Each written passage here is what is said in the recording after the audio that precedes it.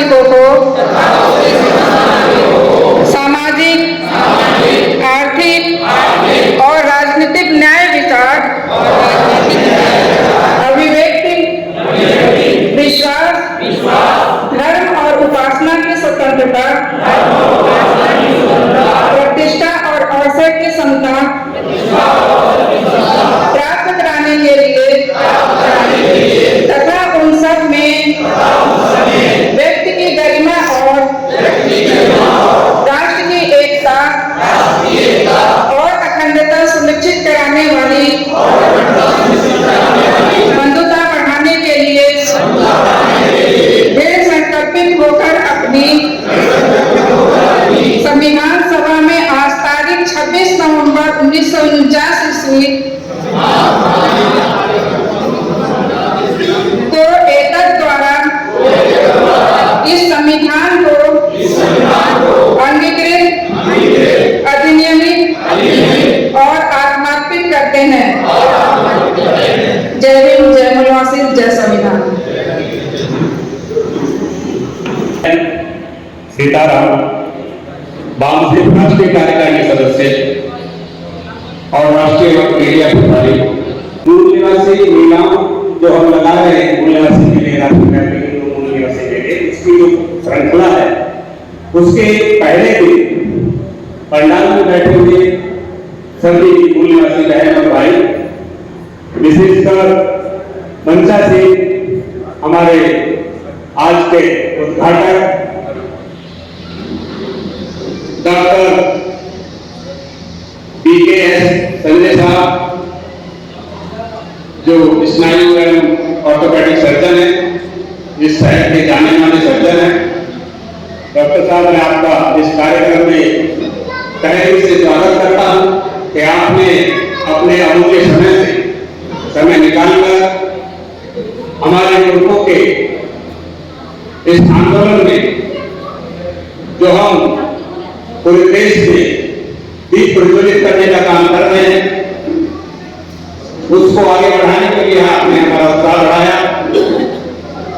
मैं आज जिस महात्मा ज्योतिबा फूले और बाबा साहब डॉक्टर अम्बेडकर की संयुक्त जयंती के अवसर पर जो कार्यक्रम हो रहा है, उसके लिए कार्यक्रम के संचालक महंत कामा जी को, प्रस्तावक मगन सिंह जी को, मुख्य अतिथि वाईपी सिंह जी को, वक्ता कुलदीप सैनी जी को, मोहम्मद खालिद जी को, अध्यक्ष नरेंद्र सिंह गौतम जी को एवं सामने बैठे हुए अन्य प्रबुद्धजनों, मीडिया के भाई बंधु, अन्य मातृशक्ति एवं बच्चों को मेरा हाथ जोड़कर नमस्कार। मैं कार्यक्रम के सभी पदाधिकारियों, उनके सहयोगियों का आभार प्रकट करता हूं कि उन्होंने मुझे इस कार्यक्रम में उद्घाटक के रूप में आमंत्रित किया। उसके लिए आप सब लोगों को धन्यवाद एवं नमस्कार। यह मेरे लिए बड़े गर्व की बात है कि मेरा इस कार्यक्रम के माध्यम से जो लोग परिचित थे उनसे और परिचय बढ़ा, और जो लोग अपरिचित थे उनसे मेरा नया परिचय हुआ। आप सभी लोगों को जिन्होंने इस कार्यक्रम का आयोजन किया, उन सबको मेरी बधाई और भविष्य में आपके नए कार्यक्रम के सफल आयोजन के लिए शुभकामनाएं। मैं महात्मा फूले की 158वीं जयंती एवं बाबा साहब डॉक्टर अम्बेडकर की 134वीं जयंती के अवसर पर आप सब लोगों को बधाई देता हूं और शुभकामनाएं। जैसा कि पहले सीताराम जी ने कहा, जब मैं बच्चा था तो वहां कहीं छोटे छोटे इस तरह के कार्यक्रम होते थे, लेकिन आज इतने भव्य कार्यक्रम हो रहे हैं। ये इस बात को शो करते हैं, इस बात को साबित भी करते हैं कि परिवर्तन सार्वभौमिक सत्य, परिवर्तन होता आया है और इसको हम लोग माने या ना माने, पर हमें इस बात को मानना। मैं भी इस अवसर पर इन सब लोगों की महान आत्माओं और समाज सुधारकों को अपनी ओर से इस संबोधन के माध्यम से श्रद्धा सुमन अर्पित करता हूं और उन लोगों को हाथ जोड़कर सत नमन। महात्मा फूले जी का व्यक्तित्व एवं कृतित्व इतना महान है कि 15-20 मिनट के संबोधन में उनके किसी भी अंश को भी पूरा नहीं किया जा सकता। लेकिन मैं उनके शिक्षण, प्रशिक्षण, पुस्तक प्रकाशन और उनके कुछ वक्तव्य को इस संबोधन में उद्धृत करना चाहूँगा। और मैं अपेक्षा एवं आशा करूँगा कि यदि संबोधन में आपके विचारों में यदि 1% भी बदलाव आ जाता है तो मैं अपने यहाँ आने के उद्देश्य को सार्थक समझूंगा। और मैंने अपनी तरफ से कुछ अनौपचारिक तौर पर कुछ सुझाव दिए हैं गौतम जी को भी और सीताराम जी को। मैं कहूँगा इनके बारे में आप सोचिए और यदि कुछ हो सकता है तो सच में एक अनोखे आपका सहयोग। जैसा कि डॉक्टर अम्बेडकर ने कहा है, मनुष्य और विचार नश्वर है। यदि पौधे को पानी ना दिया जाए और विचारों को प्रचार प्रसार तो दोनों मुरझा जाते, अंततः मर जाते। मैं यहाँ पर एक बार पुनः आयोजकों को बधाई एवं धन्यवाद दूंगा कि वह महात्मा फूले और बाबा साहब अम्बेडकर के विचारों को जिस तरह से प्रचारित और प्रसारित कर रहे हैं उसके लिए आप बधाई के पात्र हैं। आपको मैं धन्यवाद दूंगा। धन्यवाद। आप अपने ढंग से समाज सुधार का काम कर रहे हैं, यह सराहनीय। मैं भी मानता हूं कि हम सबको बनाने में समाज का बहुत बड़ा योगदान है और हम सब लोगों का कर्तव्य और दायित्व है कि हम सब समाज के लिए अपने लिए हुए ऋण का भुगतान करें। और ऋण का भुगतान करना मैं समझता हूं ये बहुत ज्यादा आज समय जो हम लोगों की सामाजिक स्थिति है या आर्थिक स्थिति है वो इतना हम लोगों के लिए मुश्किल का काम नहीं है। जैसा कि मैंने पहले कहा, परिवर्तन सार्वभौमिक शक्ति और किसी भी समझ में या व्यक्ति में बदलाव लाने के लिए विचारों को बदलना प्रभावी, सस्ता एवं सटीक मार्ग है।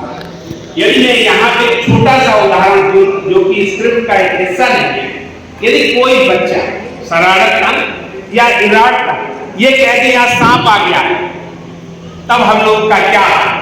आप हमें सुनेंगे ये अपने आप को बचाए। ये सिर्फ काल्पनिक है, लेकिन सोचिए कि विचार है वो काल्पनिक विचार की कितना बदलाव ला सकता है और यदि ये वास्तविक होगा तो इसका कितना असर होगा इसका आप अंदाज लगाइए। बुद्धिस्ट दर्शन कहता है our life saved by our mind, we become what we think. यदि इसको हिंदी में रूपांतरण किया जाए तो हम वही बनते हैं जो हमारा दिमाग जानता है और सच में हम वही बनते हैं जो हम सोचते हैं। जैसा कि इस बात को महात्मा फूले जी के बहुत अच्छी तरह से समझा कि कोई भी परिवर्तन लाने के लिए विचारों का बदलना नितांत आवश्यक है और विचारों को बदलने के लिए शिक्षा एक अच्छा मार्ग है। इसी कारण उन्होंने न केवल शिक्षा के महत्व को समझा बल्कि उसको प्रयोग भी किया। अपनी अनपढ़ पत्नी को शिक्षा देकर, यह उन दिनों की बात है जब शिक्षा किसी विशेष वर्ग की मिलती थी या दी जाती, वह भी केवल पुरुषों। यदि यहाँ पर मैं जोड़ूं तो महिला किसी की भी हो। यदि आप कहें राजा बहुत शक्तिशाली है लेकिन रानियां पढ़ी नहीं, पुजारी बहुत शक्तिशाली बहुत बुद्धिमान है लेकिन उसकी पत्नी पढ़ी नहीं होती है। ये था महिलाओं का शिक्षा के बारे में प्रयोग। स्त्री को तो वो फिर चाहे जैसा कि कहा किसी भी जाति की क्यों ना हो, स्त्रियों को शिक्षा देकर उन्होंने अतुलनीय पर अनुकरणीय सुधार किया जिसके परिणाम दूरगामी हुए और उसका आज हम सब लाभ ले रहे हैं। जैसे कि हमारे यहाँ पे इतनी महिलाएं बैठी, यदि मैं कहूँ कि 1/4 महिलाएं हैं तो कोई गलत नहीं। धन्यवाद। मेरी समझ से जब से आदमी की उत्पत्ति हुई होगी तो उस समय में एक नेता और कुछ नेता को बकाया अनुयायी रहे होंगे। साधारण शब्दों में एक राजा तो बकाया प्रजा ही रही होगी। मेरी बात से आप सहमत होंगे कि केवल सक्षम ही राजा बन सकता, ये केवल सक्षम ही राजा बन सकता। और हम कहें कि सक्षम से ही किसी समस्या का हल निकाल सकते हैं, फिर चाहे समस्या व्यक्तिगत हो या सामाजिक, आंतरिक हो या बाह्य। क्योंकि शिक्षा का इतना महत्व। जैसा कि मैं कहता रहता हूं और आप इस बात से सहमत भी होंगे कि भोजन, शिक्षा, स्वास्थ्य मानव की 3 बुनियादी आवश्यकताएं हैं और सफल होने के लिए तीनों चीजों या साधन संसाधन की आवश्यकता है। यह तीनों चीज हैं व्यवहार, ज्ञान और कौशल। यह तीनों चीजें हैं शिक्षा के माध्यम से ही मिल सकती है। जैसे कि आपने कहा भाई नमस्कार कैसे करते हैं, सलाम कैसे करते हैं, सत श्री अकाल कैसे कहते हैं, यदि हमने सीखी नहीं होती तो क्या हम कर सकते थे? अब शिक्षा कैसे हो सकती? ये पारंपरिक भी हो सकती और जैसा कि फिर आधुनिक। मैं मानता हूं शिक्षा सब समस्याओं का हल है। Education leads to employment and employment leads to the empowerment. अब आप इसको इस तरह से देखिए कि सन 1820 तक अपने देश में शिक्षा पाना एक व्यक्तिगत काम है, सामाजिक या सार्वजनिक नहीं। जैसा कि मैंने पहले बताया, यह केवल मैकाले की शिक्षा व्यवस्था के आने से ही सार्वजनिक हुई है, क्योंकि इससे पहले कोई सार्वजनिक शिक्षा व्यवस्था का नहीं था। आप गुरुकुल में चले गए, किसी गुरु को आप अच्छे लगे, उसने आपको शिक्षा दे दी, वो उसका अधिकार था और उसका वो डिस्क्रिप्शन था। और वैसे उस समय शिक्षा कुछ लोगों की बपौती थी, यदि मैं गलत ना कहूं, लेकिन शिक्षा के आने से प्रतिस्पर्धा बढ़ी, समानता आई और सामाजिक परिवर्तन भी हुआ। ज्योतिबा फूले के विचार सामाजिक न्याय और समानता पर आधारित थे। वह पीड़ित, दलित, वंचित, शोषित समाज के लिए सामयिक क्रांति के पुरोधा। मुझे लगता है कि जिस तरह फूले जी ने सामाजिक परिवर्तन को एक हथियार बनाया और शायद उन्हीं से प्रेरणा लेकर संविधान निर्माता डॉक्टर अंबेडकर ने राजनीतिक परिवर्तन को अपना हथियार बनाया। और वो कहते भी हैं कि हमारे 3 गुरु थे, उनमें एक फूले जी भी एक बहुत बड़े गुरु। महात्मा फूले का जन्म 1827 में महाराष्ट्र के फूलों की खेती करने वाले एक संपन्न परिवार में हुआ। फूलों का काम करना उनका व्यवसाय था, जो कि शूद्र जाति में गिनी जाती थी। उन्होंने अपने बाल्यकाल से पूरे जीवन में दलित होने की समस्याओं से जूझते रहे और उनका समाधान ढूंढते। मैं फिर इस बात को कहूंगा कि वो समस्याओं से जूझते रहे और समस्याओं का हल ढूंढते रहे। मुझे हम ये कहेंगे कि हम सब लोगों को उनको इस बात का आदर्श बनाने चाहिए, क्योंकि समस्याएं ऐसा नहीं कि कुछ व्यक्ति के साथ ही आती, समस्याएं हम सब लोगों के लिए रोज आ रही हैं, लेकिन समस्याओं का हल भी हमें ही ढूंढना। मैं जो कहूंगा, उन दिनों शिक्षा का अधिकार सबको नहीं था। जैसा कि मैंने फूले जी के काम करने के साथ किताबें पढ़ना उनका शौक था। जब मुझे किसी पुस्तक मिली और मैंने देखा, उन्होंने अपने वक्तव्य में लिखा है कि सर थॉमस द्वारा लिखित पुस्तक जिसका शीर्षक था मानव के अधिकार, उसने उनके विचार ही बदल दिए। अब आप समझे कि पुस्तकों का कितना महत्व होता है, इसको अब मैं आपको बताना चाहूँगा। आप समझते होंगे पुस्तकें लोगों के जीवन को विकास बदल सकती। यदि मैं अपने बारे में कहूं तो मैंने प्रथम काव्य संग्रह अपने उपहार संदेश का, जिसको भारतीय ज्ञानपीठ में और वाणी प्रकाशन द्वारा प्रकाशित हुआ है, जो कि सभी पोर्टल पे है, और उसमें से एक समय है और मैं 1 मिनट या 2 मिनट और लूंगा और मैं पुस्तकों के बारे में लिखा और आप समझिए कि पुस्तकों का कितना महत्व है, उसको आप सुनिए, खासतौर से बच्चों की। मैं तो उस धरती में पैदा हुआ जहां पर कांटे और कड़वाहट पैदा करने वाले नीम, बबूल और बेर की भरमार, लेकिन कहीं दूर पर पलाश की भी दुआ। यदि आप अंदाज लगाएं, 4 सब लाइनों को सुने तो आप अंदाज लगा सकते हैं, हकीकत है कि मैं वहीं पे पैदा हुआ। मैं तो उस धरती में पैदा हुआ जहां पर कांटे कड़वाहट पैदा करने वाले नीम, बबूल और बेर की भरमार थी, लेकिन कहीं दूर पर पलाश की भी। इन कांटों और कड़वाहट के बीच पैदा हो गया वो पलाश, जिसे विद्वानों ने नाम दिया है जंगल की। लेकिन समय आने पर रुक जाती बड़ी बड़ी आगे। अब जीवन थोड़ा है, बताने को ज्यादा है। सच कहूं तो पुस्तकों से प्रेम मेरा पुराना, सच कहूं। धन्यवाद। या यूं कहिए कि कोई प्रेम करने वाला नहीं था तो उन्होंने पुस्तकों से प्रेम कर दिया। इसी के संदर्भ में मैं आपको बताऊं, सीताराम जी ने जो मैंने बात कही है वो इसी कारण है। यदि किसी को प्रेम करने वाला नहीं है तो ऐसा नहीं कि जिससे आप प्रेम करते हैं उसी से प्रेम करना चाहिए। ऐसी बहुत सी चीजें हैं जिनसे आप प्रेम कर सकते हैं, अपना समय काट सकते हैं, उसको साथी बना सकते हैं और अपने जीवन का उद्देश्य भी पूरा कर सकते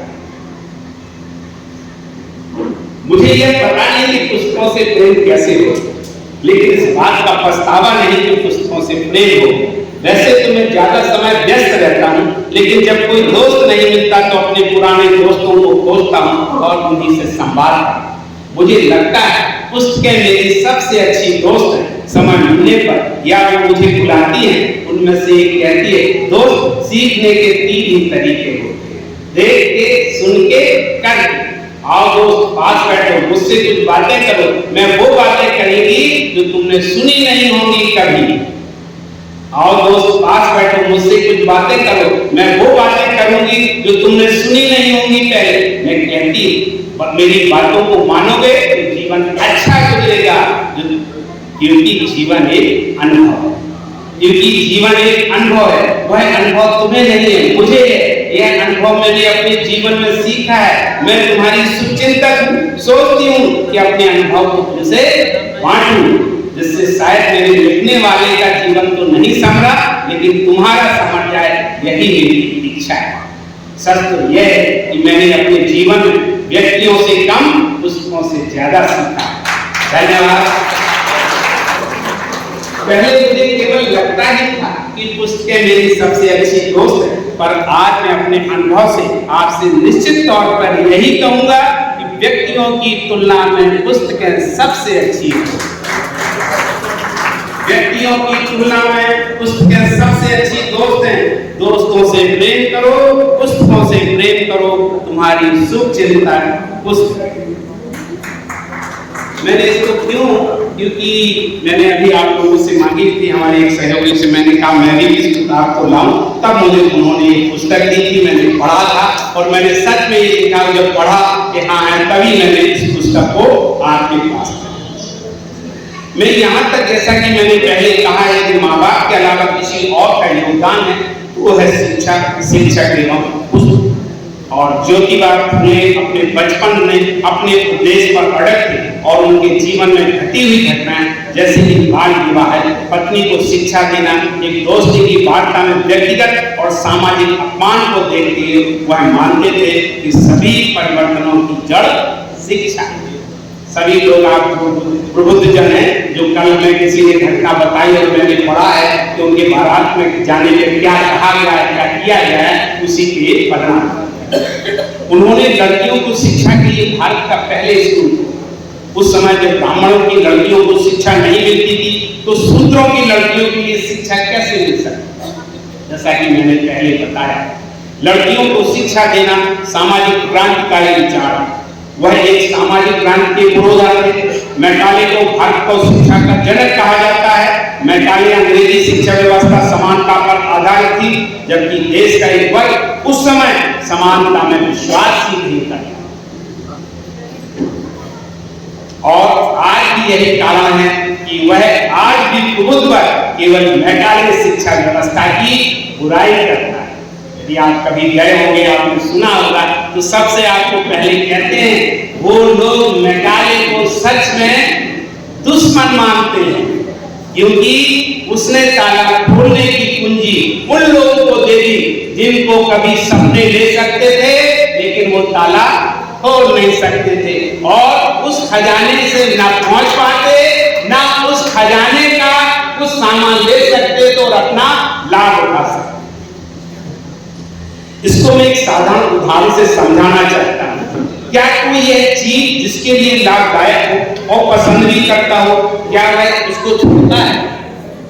नहीं। और दूसरी तरफ कोई चीज जो उसे अच्छी लगती हो और उसके पास नहीं हो, तो क्या वह उसे पाने की कोशिश नहीं करेगा?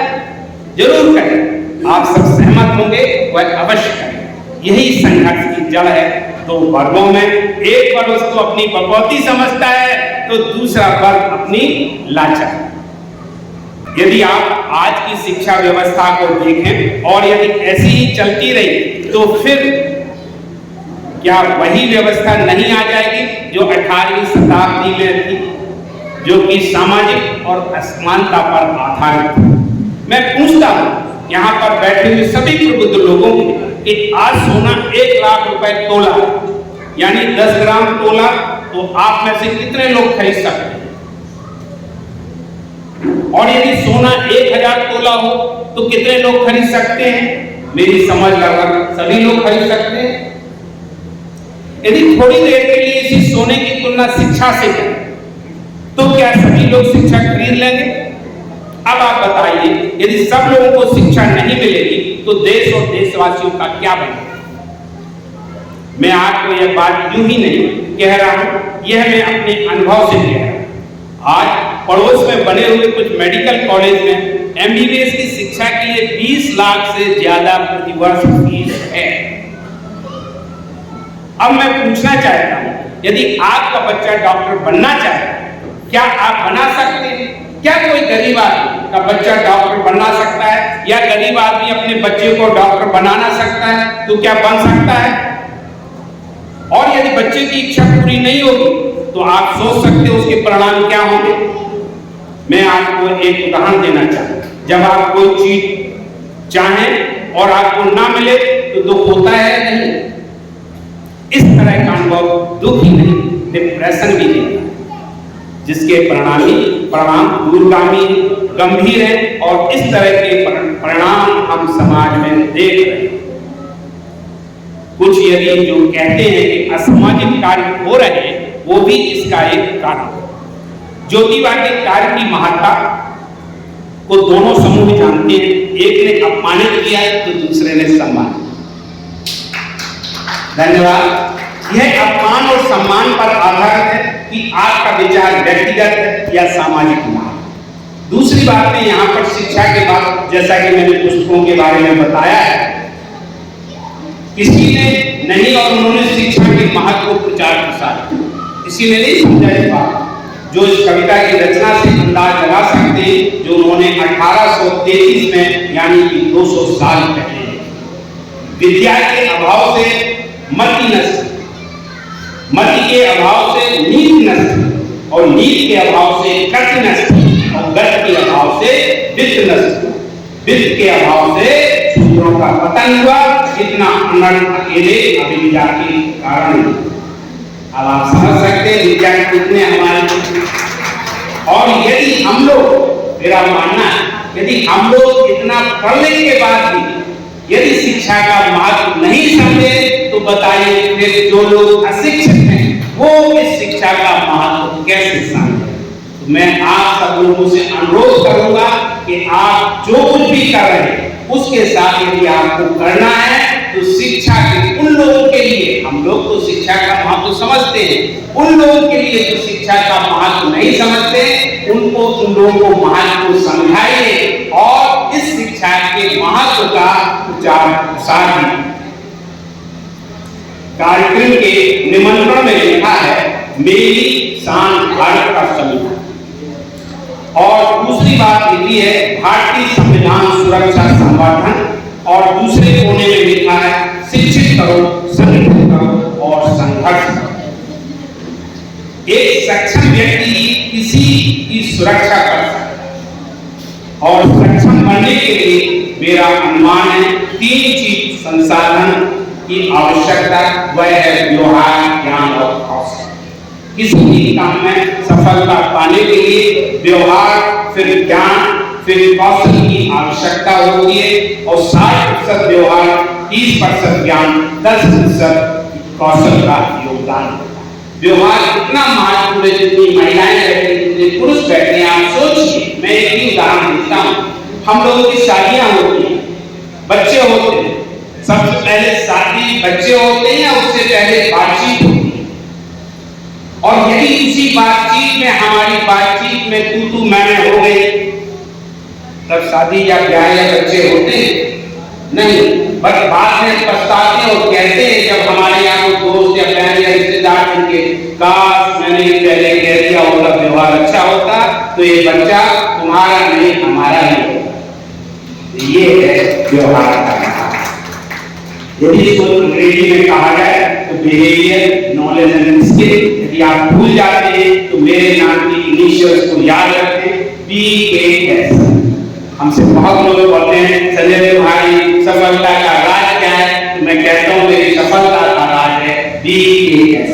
B for behaviour, K for knowledge and S for skill.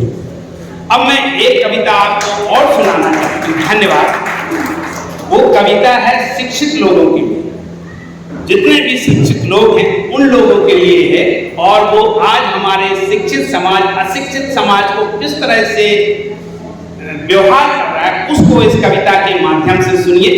शब्दों को थोड़ा सा ध्यान देंगे तो आपको जरूर समझ में आएगी, और मुझे आशा है अच्छी भी लगेगी, और अच्छी लगे तो आप तालियां जरूर बजाएंगे। उसका कारण क्या है कि प्रोत्साहन है जो वो इन सब चीजों में ग्रीस का काम करता है। जैसे आप बहुत सुंदर लग रहे हैं, लेकिन आप ब्यूटी पार्लर के यहाँ चल गए तो कुछ और सुंदरता बढ़ जाती के लिए। तो वही मेरा आपसे अनुरोध है और उद्देश्य। एक बहुआयामी व्यक्तित्व के धनी समाज सुधारक एवं दार्शनिक कवि अज्ञे ने कहा, सांप तुम सभ्य तो हुए नहीं, नगर में बसना भी तुम्हें नहीं आया, एक बार पूछूं उत्तर दोगे तब कैसे सीखा डसना इस कहां। सांप तुम सभ्य तो हुए नहीं, नगर में बसना तुम्हें नहीं आया, एक बार पूछूं उत्तर दोगे तब कैसे सीखा डसना इस कहां पाया। सांप ने उत्तर दिया, एक दिन प्रातः विचरण के लिए जंगल से नगर में मैंने छिपकर सुना था, एक नगरवासी मूर्ख मानव साधारण वनवासी से सेठी पका। मैं वह नहीं जो आप सोचते, मैं वह नहीं जो आप सोचते हैं, क्योंकि मैं ज्ञानी हूँ, जानता हूँ, मानता हूँ। मैंने पढ़ा है, शास्त्रों में लिखा है, विचारम परम ज्ञानम, ज्ञानम परम बलम, अर्थात विचार ही सबसे बड़ा बल है। इसलिए मेरा शरीर आग जैसा, पर मेरा विचार साफ जैसा।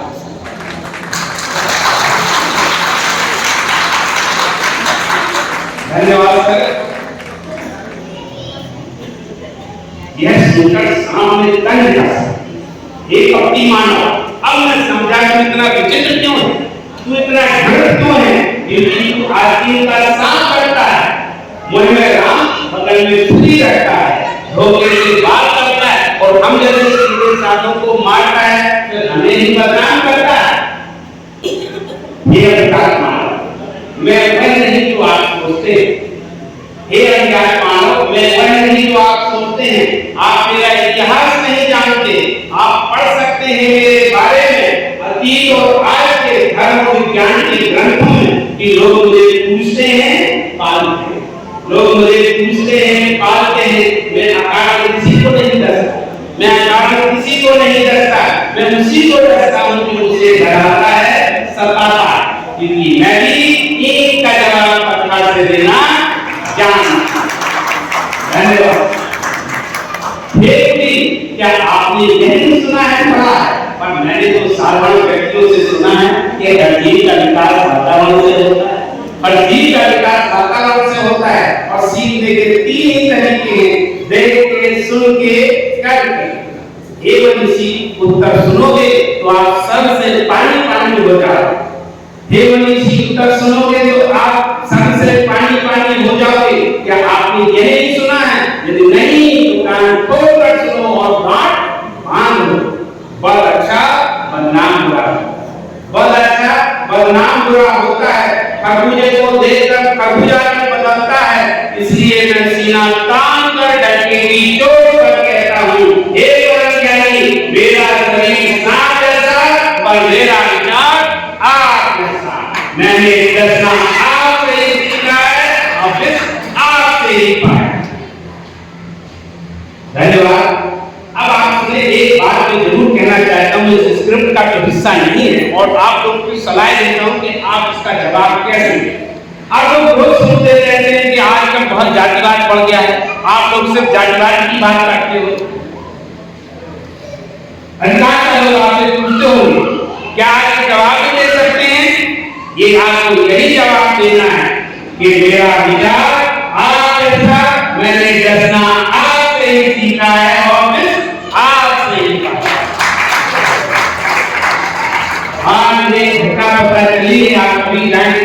में जाएं, स्कूल में जाएं, किसी स्कूल में जाएं, विद्यार्थी जाएं, इस तरह पढ़ें, तो आपको बहुत ज्यादा सोचने की जरूरत नहीं। व्यवस्था यही थी जो पहले द्रोणाचार्य एकलव्य की थी, आज भी वही व्यवस्था है। उनके लिए आपको यही जवाब देना है, मैंने डरना आपसे ही सीखा है और आपसे ही पाया। मैं अंत में सभी आयोजकों को और सभी आप मंच पर बैठे हुए सभी अतिथियों का आभार प्रकट करता हूं कि आपने मुझे अवसर दिया और बैठे महान भाव से भी कहा कि आपने मुझे इतनी तन्मयता से सुना।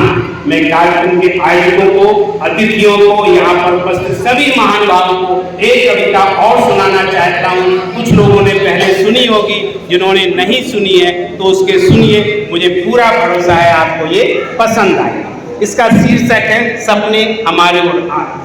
यह कविता क्रिया नहीं बल्कि प्रतिक्रिया है। एक कवि कहते हैं कैसे कटती उनकी रातें जो सपने नहीं देखते, मैं कहता हूँ कैसे कटते उनके दिन जो सपने नहीं देखते। सपनों को देखना, रात के नहीं बल्कि दिन के भी। रात के सपने तो अनायास आ जाते हैं, लेकिन दिन के सपनों को तो बुलाना पड़ता है, और रात के सपने कभी पूरे होते हैं दिन के अधिकांश का।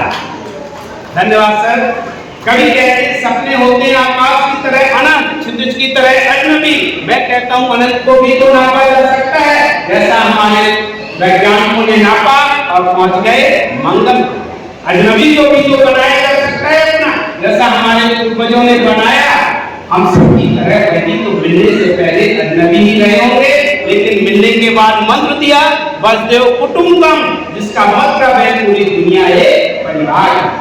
कहते हैं कि अपने सपने बेच दो, उनकी तरह मैं भी परेशान हूँ, क्या खरीदूंगा अपने सपने बेचकर। सपने ही तो सच्चे होते हैं, अपने होते हैं, यदि सपने ही बेच दिए तो बचेगा क्या चीज। सपने ही तो आधार है हमारे और आपके जीवन के। इन सपनों की नींव पर तो आज इमारत खड़ी है हमारी रात की। जैसे जैसे सपने बढ़ते हैं वैसे वैसे जीवन बढ़ता है। मैं तो कहूँगा सपनों को बुनो, पालो, पोसो, बढ़ाओ अपनी पूरी लगन और मेहनत से। सपने ही तो भविष्य हमारा आपका। हाँ, अपने सपनों को पूरा करने के लिए दूसरों का सहयोग करो और दूसरों के सपनों को पूरा करने के लिए अपना सहयोग दो, क्योंकि जीवन का आधार है सहयोग। सहयोग के बिना हम सबकी उत्पत्ति नहीं हुई होती, सहयोग के बिना हम सबकी उत्पत्ति नहीं हुई होती, ना ही होता इतना विकास एवं विस्तार। आज यहाँ जो पूरा हो रहा सपना ही तो था, और क्या। हमारे सपनों को संवारने के लिए आपको धन्यवाद और आपके सपनों को संवारने के लिए